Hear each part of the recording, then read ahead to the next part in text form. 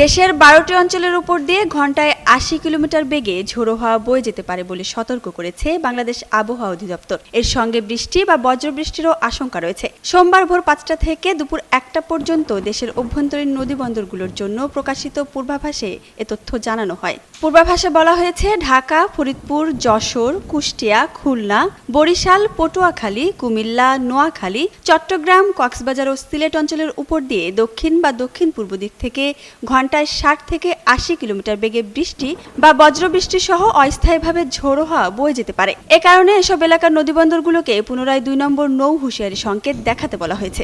এছাড়া দেশের অন্য এলাকাগুলোতে দক্ষিণ বা দক্ষিণ পূর্ব দিক থেকে ঘন্টায় ৪৫ থেকে ৬০ কিলোমিটার বেগে বৃষ্টি বা বজ্রবৃষ্টি সহ অস্থায়ীভাবে ঝোড়ো হাওয়া বয়ে যেতে পারে। এসব এলাকার নদীবন্দরকে ১ নম্বর নৌ হুঁশিয়ারি সংকেত দেখাতে বলা হয়েছে।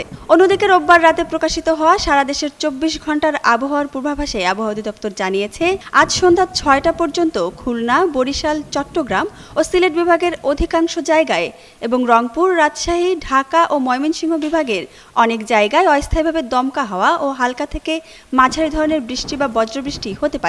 একই সঙ্গে রাজশাহী, ঢাকা, খুলনা, বরিশাল, চট্টগ্রাম ও সিলেট বিভাগের কোথাও কোথাও মাঝারি ধরনের ভারী থেকে অতি ভারী বর্ষণ হতে পারে বলেও পূর্বাভাসে উল্লেখ করা হয়েছে। এছাড়া সারা দেশে দিন ও রাতের তাপমাত্রা সামান্য কমতে পারে বলেও জানিয়েছে আবহাওয়া অধিদপ্তর।